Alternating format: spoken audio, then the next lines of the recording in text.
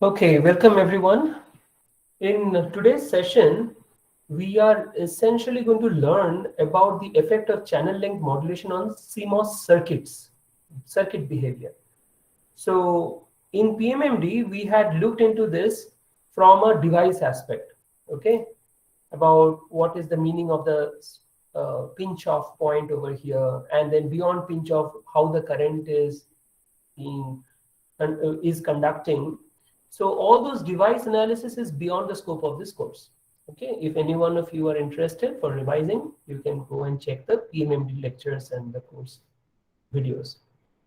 In today, what we will assume is that for some device physics reason, we will assume that the channel length is changing. In which way? For example, this is the case for the linear region of operation. Okay, this is the linear operation of the Mosfet.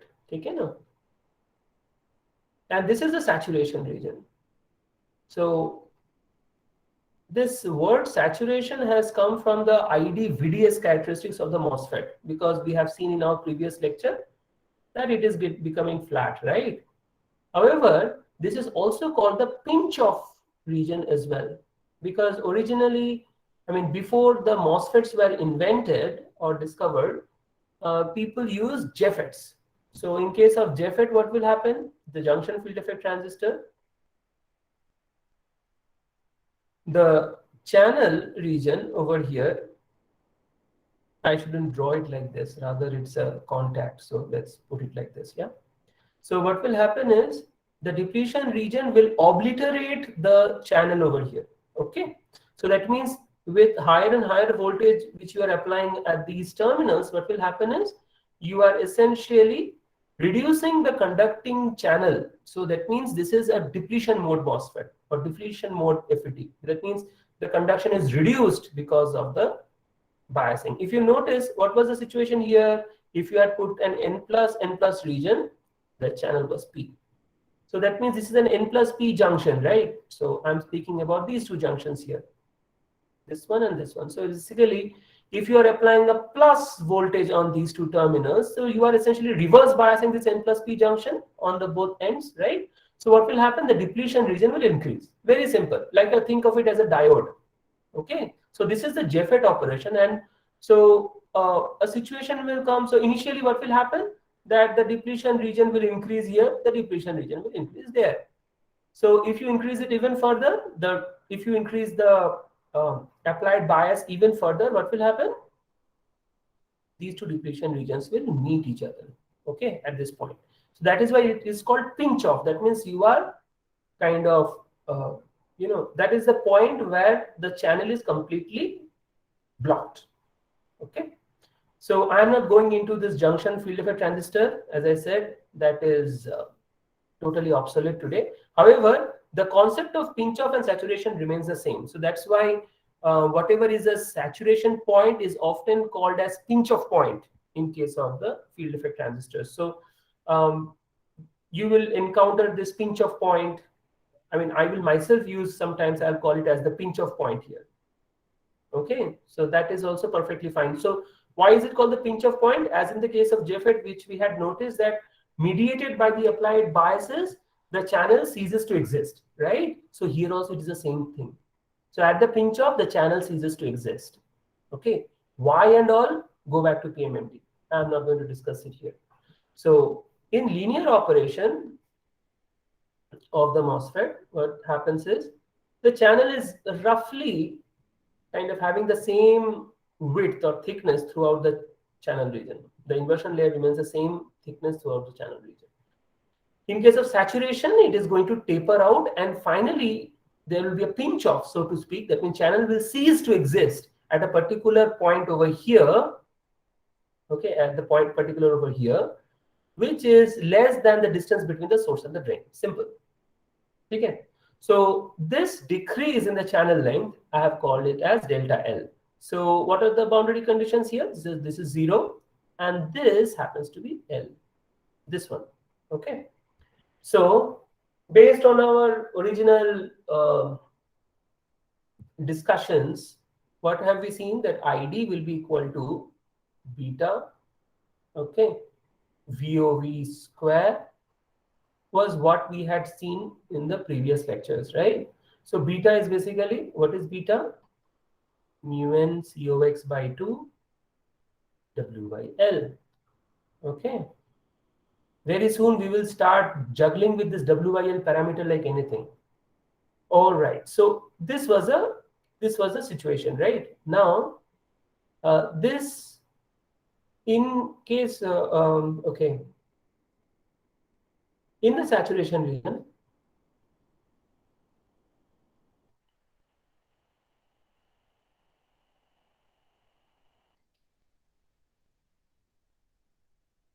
okay, so this was basically the saturation current.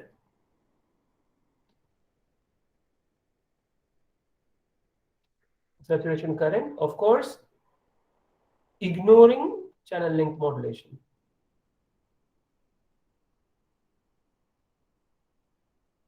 Length modulation. Now, if you, I mean, sorry, I'm wasting time in writing this. This is the reason why I usually write this before the class itself. Okay, so ignoring the channel length modulation. Now, let's look at the situation in our original code.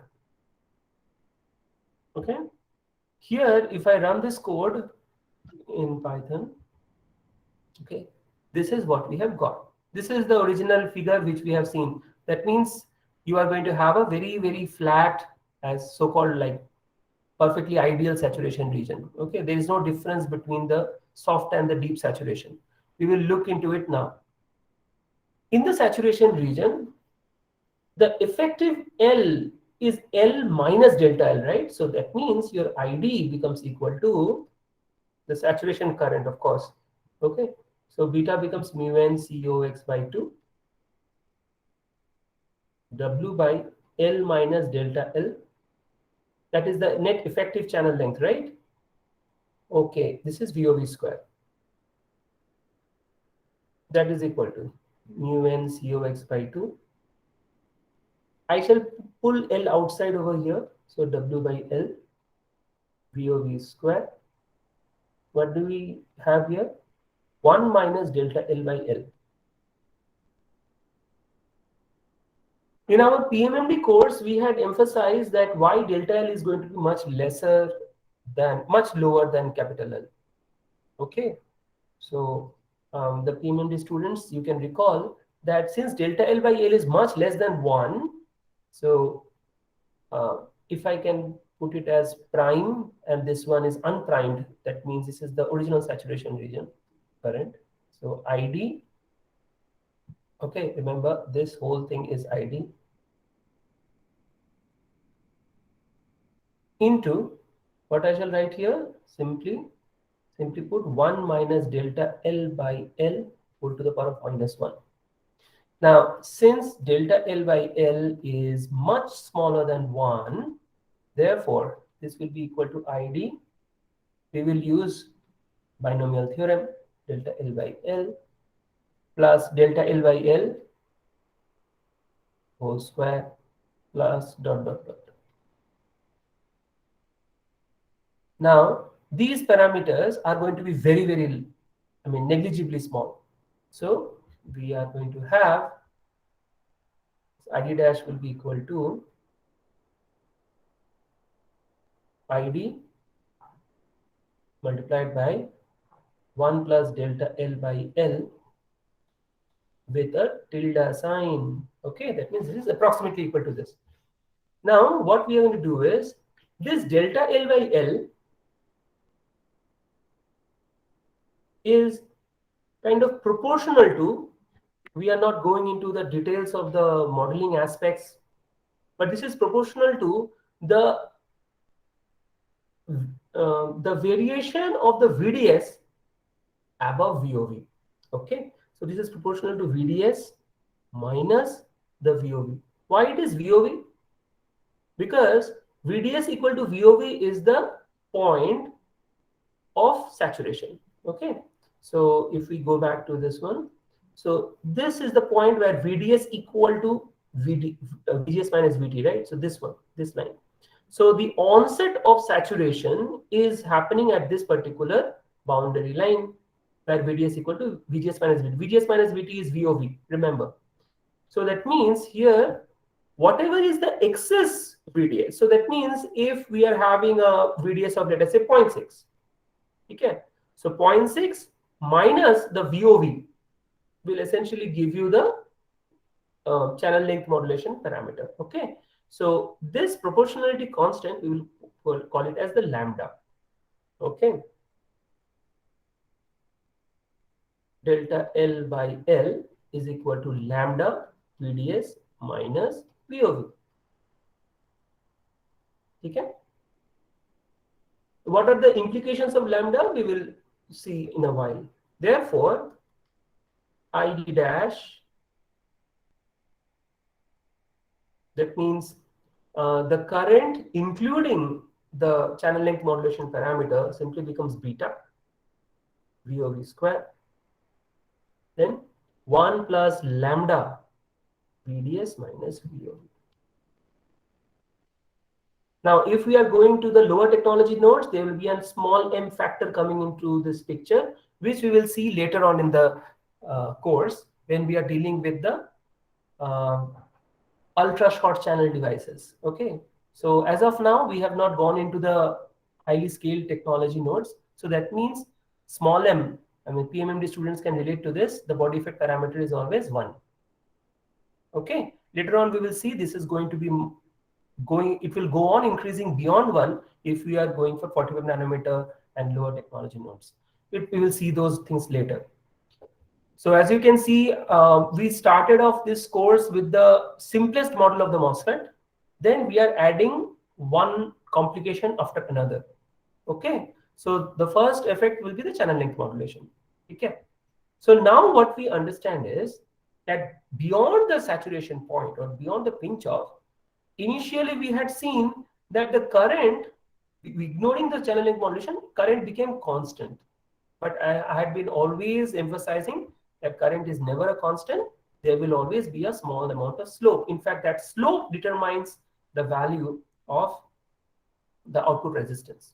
Okay, so this let us now put the value of the lambda. Okay, so I have already written 0.1 here, so let's start with putting 0.1 in the model.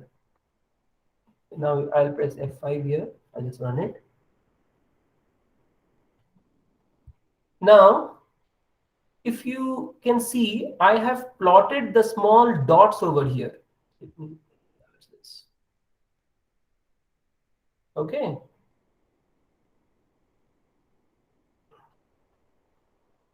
Where is it? Yeah. If you notice that I have put these black dots. These black dots are essentially the same point as the big dots on the first line over here, the black ones.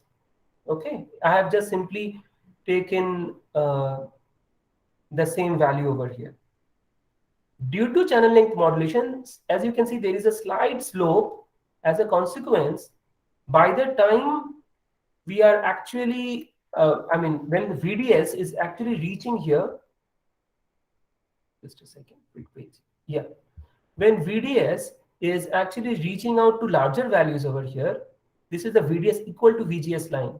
This is the VDS equal to VOV line. There is a difference of this VT. If you notice, this is 0, this is 0.5. 0.5 is the VT I mentioned here. So that means your currents are increasing slightly. Okay. So now we realize that when we were initially thinking about the case where lambda equal to 0, that means there is no channel length modulation.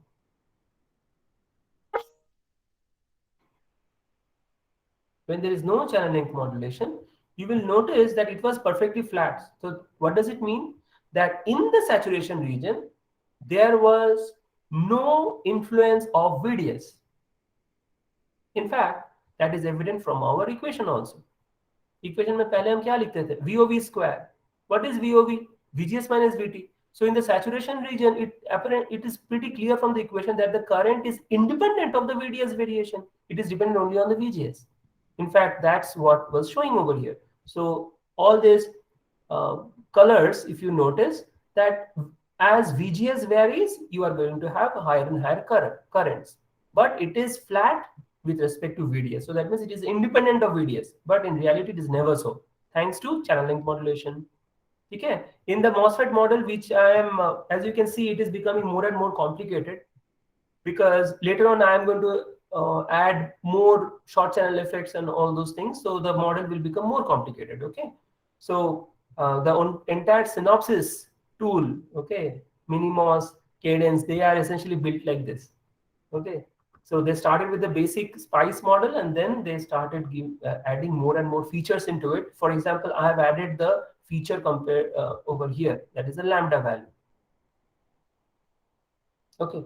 Now, anyway, coming back to the point here. So 0.1. Now, if I put 0.1, okay, what I shall do here is I'll enable the grid. That way it will be easier for you to visualize.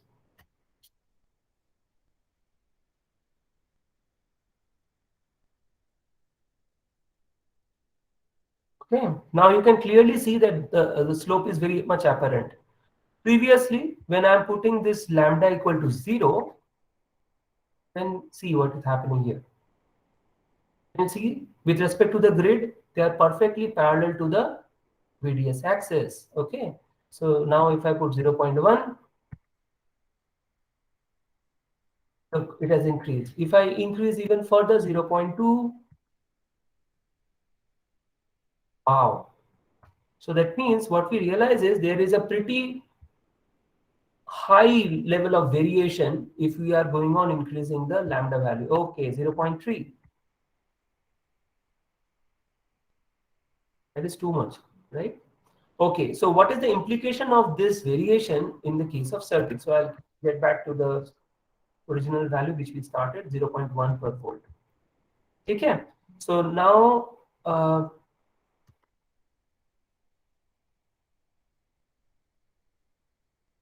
what I shall do is I'll just take a screenshot of this.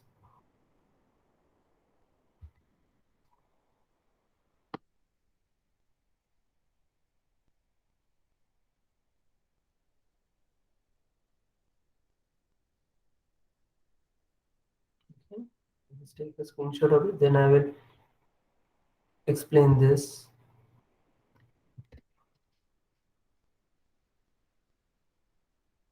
I'll explain its influence on the circuits.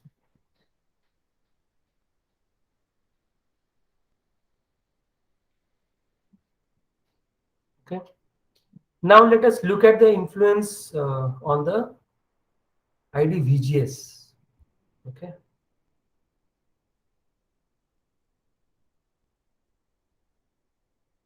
Okay, no need to run it. What will happen is the only thing that varies are basically it remains, it looks the same itself. The only thing is these dots will be changed a little bit. Okay, let's try it out. Initially, I'll put lambda 0 and press F5.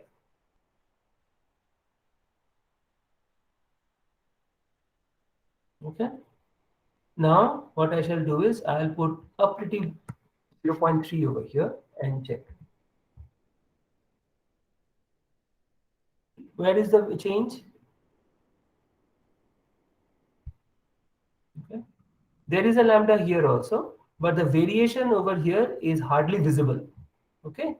So the main influence of the channel length modulation comes from, but why is there no influence over here? Because you are considering this with respect to the various VDS values. Okay. The axis over here is VGS.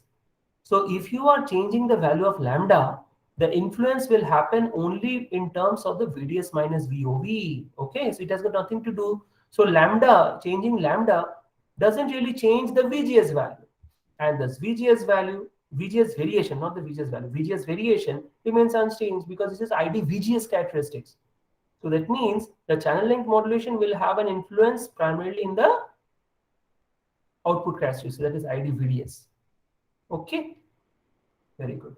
So now let's get back.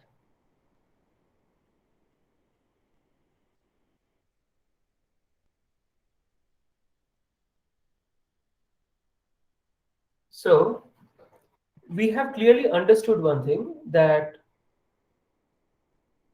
um, here is a slight variation. Now, in this relation, if I take delta ID by delta VDS, okay, that means we are trying to find out the output, this is equivalent, output conductance, GD. So that will be equal to how much? Beta VOV square. 1 is a constant, so it is gone, into lambda. Correct? Now, what is this beta VOV? Is the original ID on itself? Okay, this is ID dash. This is this one. Therefore, what is the output resistance? It will be defined as 1 upon the conductance here. That means 1 upon lambda ID. Okay. Therefore, what do we get? If this part is as flat as possible, so I can make the statement flatter saturation characteristics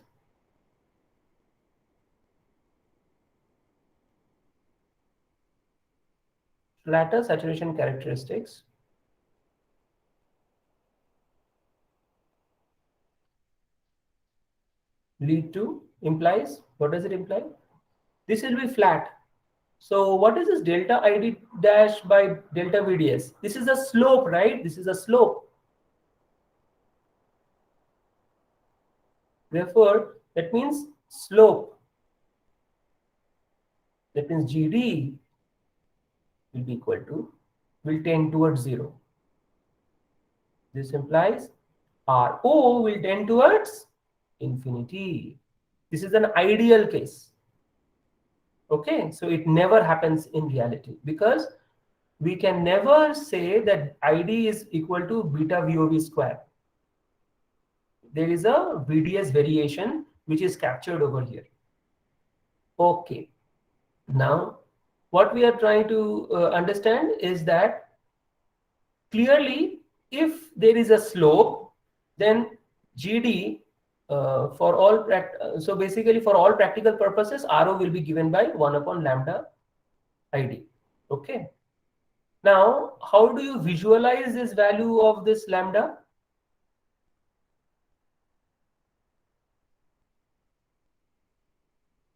Anybody? What we are going to do is, we are essentially having one slope and the other slope is like that. I am highly exaggerating here as a point. Now, beyond this, if you extend it, so what is the x-intercept of this line? This is your VDS axis, right? Okay. And this is your ID, right? So now what I'm going to do is, the point where this line cuts the VDS axis. Okay, what will that be? Notice, what is the slope? The slope is given as delta ID by delta VDS, so that is GD. Okay, so what is the equation of this line? I'll put here ID is equal to, I'll put ID dash actually, because this is the one which includes the channel length modulation factor. So ID dash will be equal to the slope, that is delta ID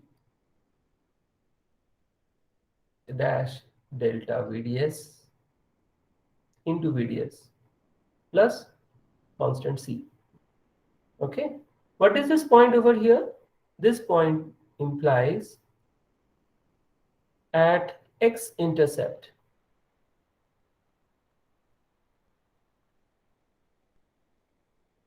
your ID will be 0. Delta ID dash delta VDS, इसका value क्या था? GD is equal to lambda ID.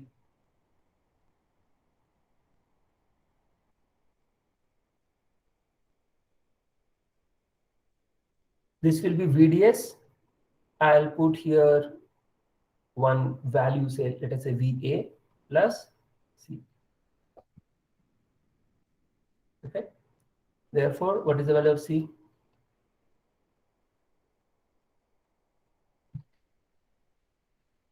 Therefore, okay. Therefore, what is the value of C over here? C is this. Then what is the ID dash? Is equal to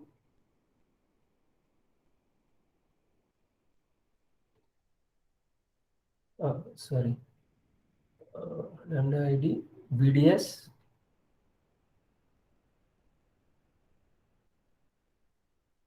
minus VA. So this VA, what is the value of this one? Okay, this VA will be equal to this VA is called the yearly voltage in case of the BJT.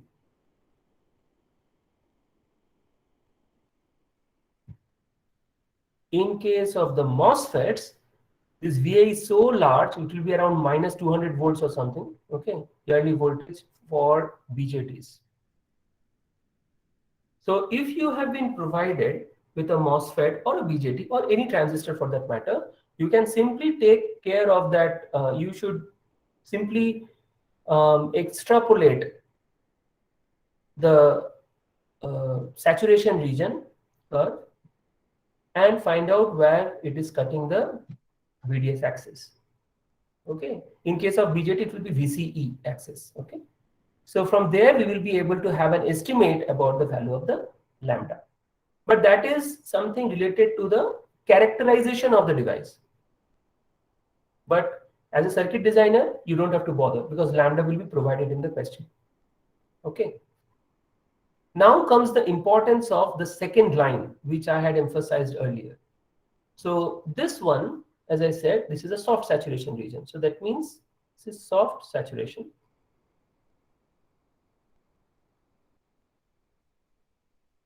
And this is the deep saturation. The deep saturation kaise karte hain? Notice, what did we write over here? This is VDS equal to VGS. Okay. So when does this happen? Anybody?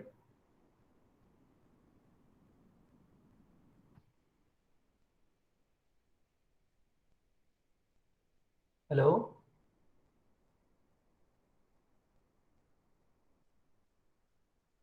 VDS equal to VGS कब होता है?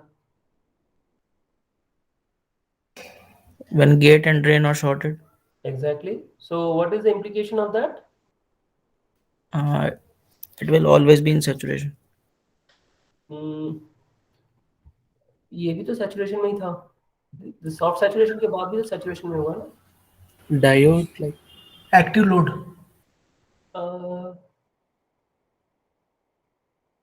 No. Let's see. So if you want to have an active load, instead of putting this red connection which I have drawn, I could have simply put one V bias here. You will see in analog IC design, there are circuits in which we will simply put one V bias which is higher than so such that the like VDS will always be higher than this. So we can always put that as an active load. Let's look into this. Why it is just a diode? What is the internal like equivalent circuit of a MOSFET? So you are going to have ideal MOSFET. So basically, there is no resistance at the input. So that means this will be equal to VGS plus minus. Okay. Here is the dependent current source. GM VGS. Okay. Now this is a current source. If it is a current source, Where will be the RO? Series or parallel? It will be shunt, that is parallel. This is the current source. If it is a voltage source, dependent voltage source, where do you find dependent voltage source in the amplifiers?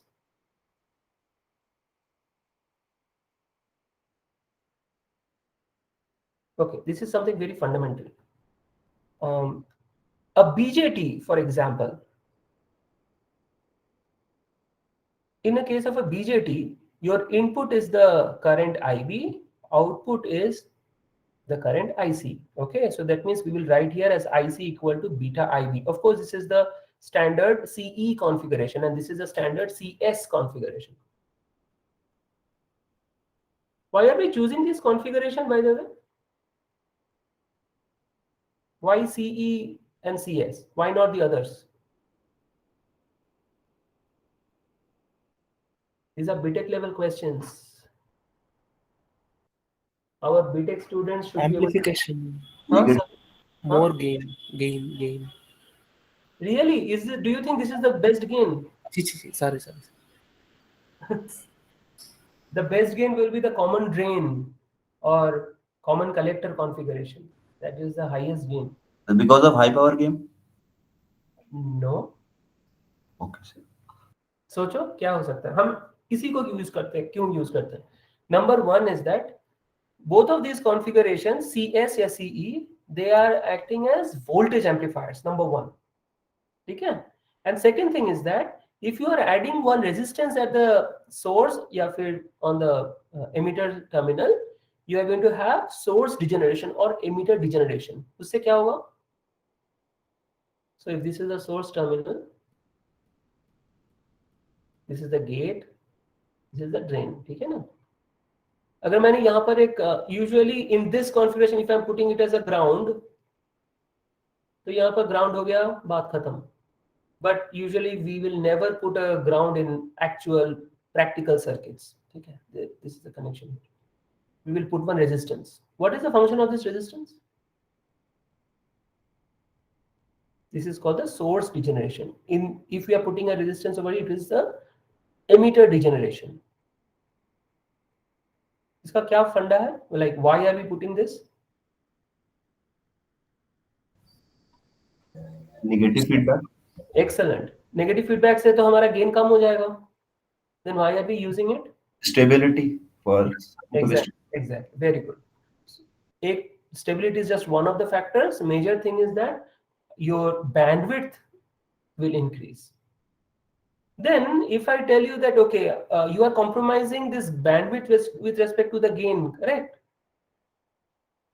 है कि नहीं? तो फिर अगर आपका bandwidth कम और मतलब बढ़ जा रहा है because of this negative feedback, but the gain is reducing, then I mean, are you gaining anything? कौन बताएगा? ये intelligent question है. Suppose you have one stage of an amplifier here with this negative feedback.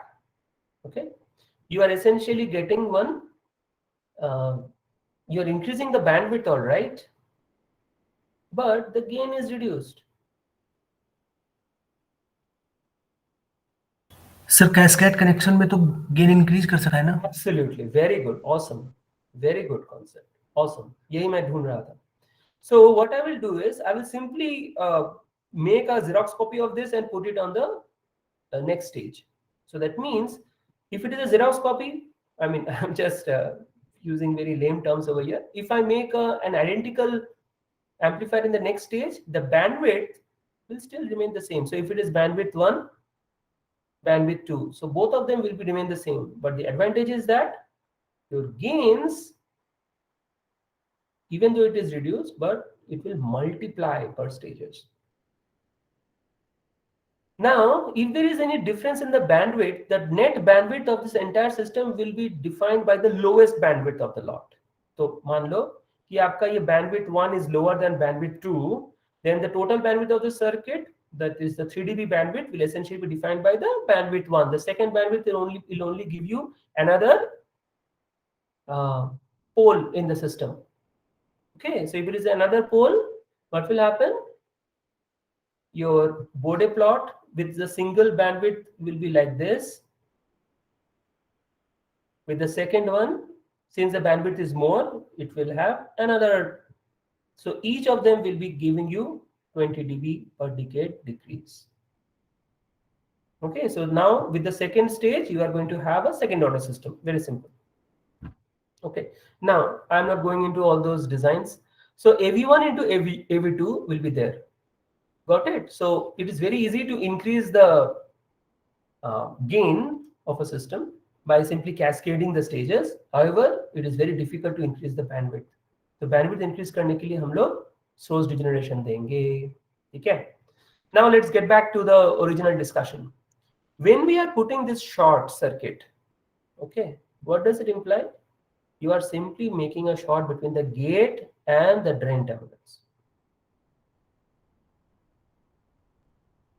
What is the meaning of that in that case? This plus minus VGS is the same as the plus minus VDS.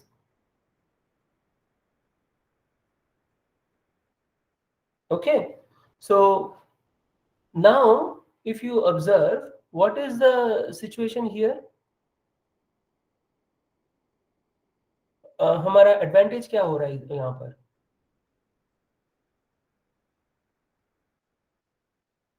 कौन बताएगा?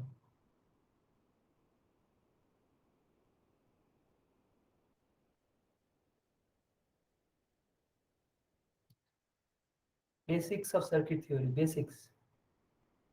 Anyway, this you are supposed to learn in your analog IC design also. As many of you said, it is a diode connection. Diode connection क्यों कहते हैं यहाँ पर?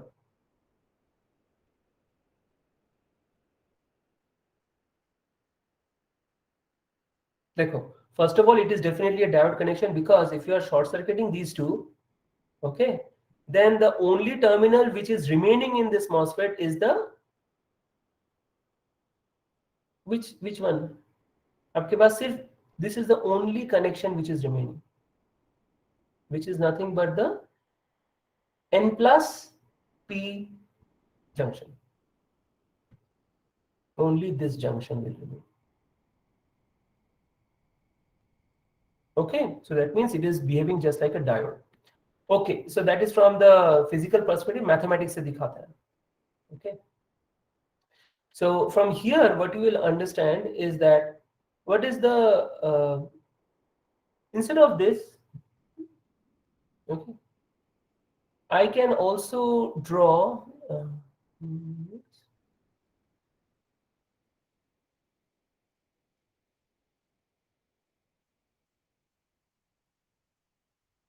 बताओ, anybody? Okay. What I'm going to do now is that there is a circuit theory thing. Circuit theory ढंग से सीखो यार. Texas Instruments में basically they will ransack you on circuit theory. Okay, please understand this. All right. So what we will do is this dependent current source, I can draw it like that. Before we made this connection, I could have drawn it like this. Notice what is the voltage across this GM-VGS? The voltage was VDS. Okay. So what I can draw here is I'll put one resistance and I can put the same current source over here.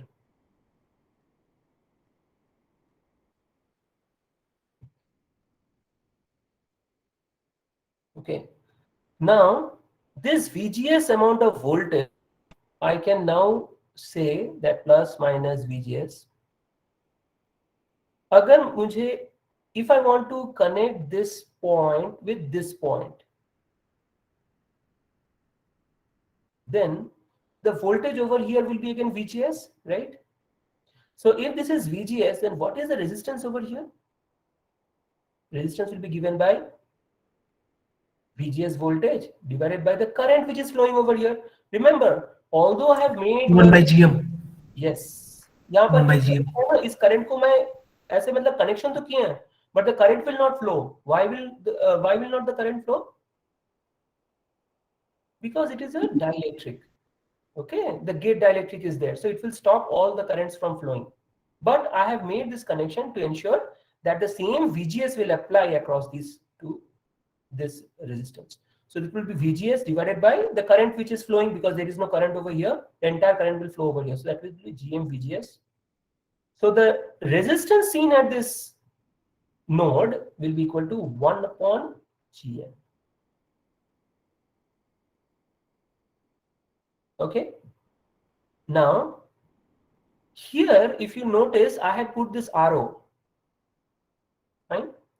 अगर मैंने यहाँ पर एक RO डाल दिया. Now coming back to the original circuit.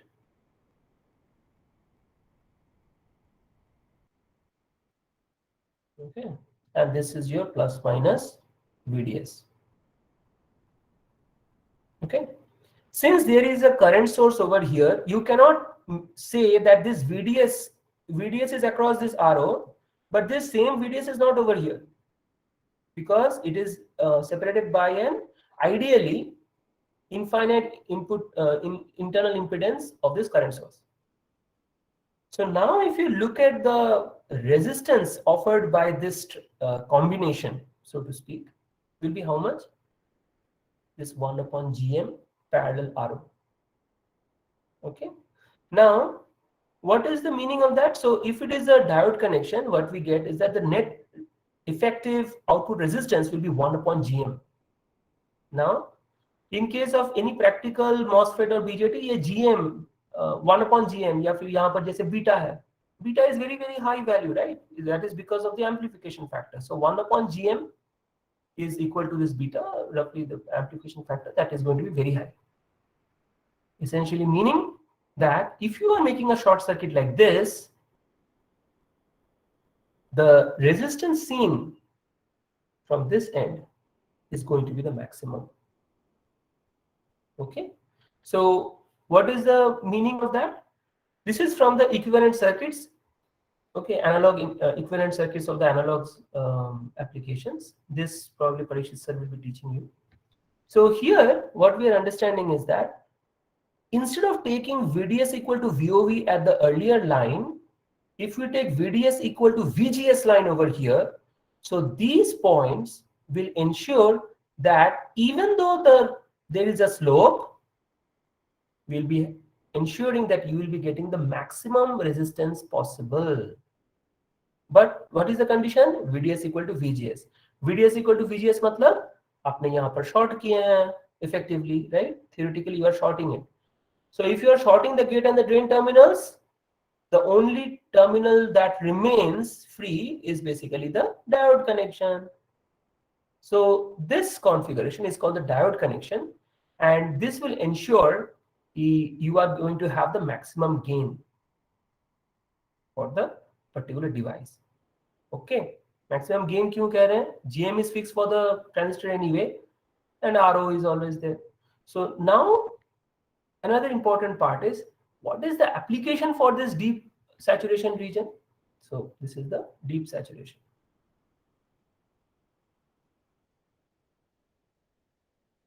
ये deep saturation के लिए, what is the practical application of this? This is all the analysis, right? Application क्या होगा?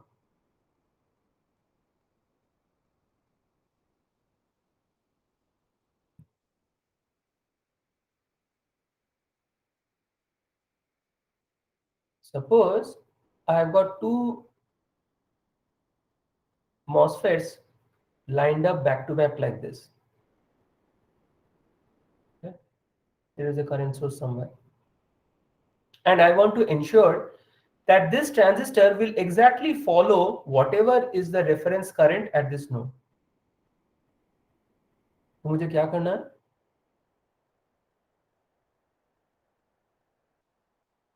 Very simple. I have to ensure that both gate and source, gate and drain must be sorted, and VGS is equal to VDS. Let me explain with respect to N. Yes, sir. तो अब हम क्या करेंगे? The gate and the source नहीं, gate and the drain. Okay, so if I'm shorting this, what will happen? that either you short this or you short that. Anyway, anyone is fine. So what you are going to do is, this is your VDS. So this is what? This is the VGS. So this is your, let us say, VDS1 will be equal to VGS1 equal to VGS2 because they are all connected. So if it is VGS2, the same voltage will always drive the next transistor into saturation. Okay, so that means plus minus VDS2 is always going to be following VDS1, irrespective of the changes in the I reference. So the practical application is current mirror.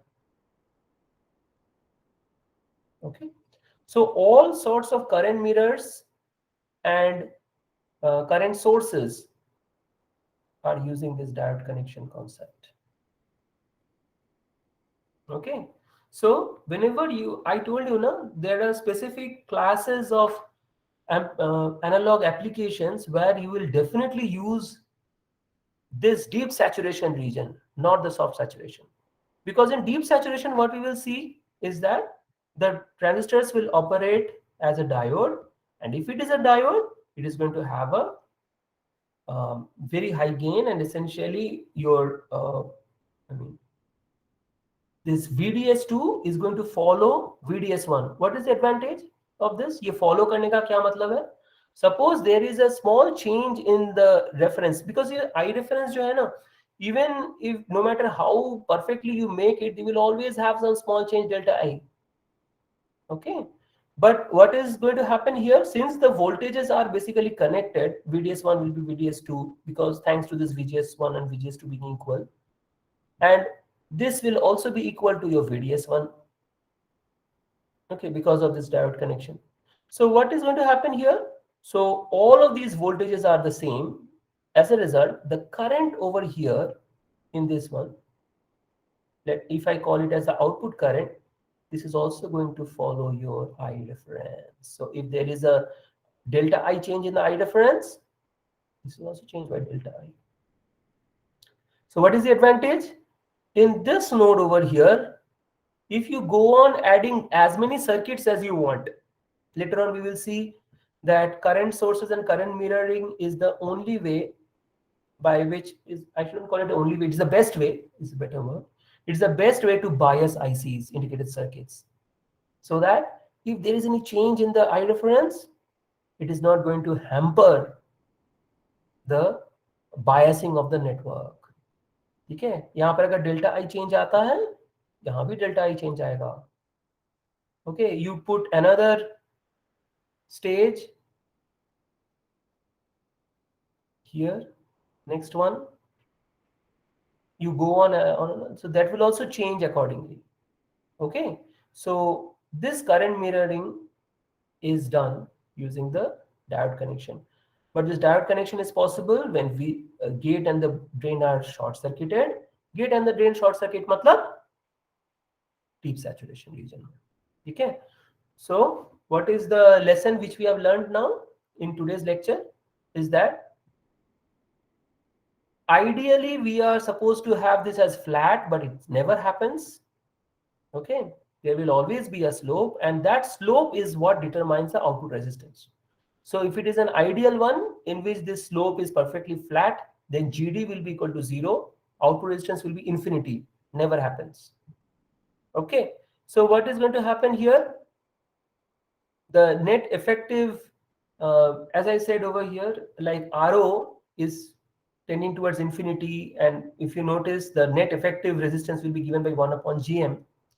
Now, if it is a diode connection, the net effective output resistance will be high, so you get a higher gain, you get a higher effective resistance also. And finally, what is important for us to note is that in the deep saturation region, the practical application wise, you are going to make the current mirrors and current sources such that any variation in the reference bias or the reference current is going to get reflected in each and every part of the circuit. That means the bias for every part of the circuit changes by the same amount. Okay? As a consequence, you are not going to hamper the AC performance of the circuit. That means the signal will not get any distortions because of the variation in this delta I. Okay अगर ऐसा हुआ कि देखो delta आई इधर से change हुआ है, यहाँ पर चेंज नहीं हो रहा है, delta I is not there, what will happen? This part of the circuit, whatever it is here, I don't know, is going to behave as if the current is I reference, but this part it is I reference plus delta I. Rest of the circuit, for example here, it is again changing by say minus delta I. So different parts of the circuit are getting different biasing. But this current mirroring will always ensure that the noises in the reference voltage or the reference current is not going to influence the performance of the circuit. That is why whenever we are making ICs, we will always bias it through current mirrors and current sources. And obviously that will require diode connection. Therefore, deep saturation region. Okay. All right, so that's all for today. In tomorrow's lecture, we will. I forgot what we have to do. What was the topic?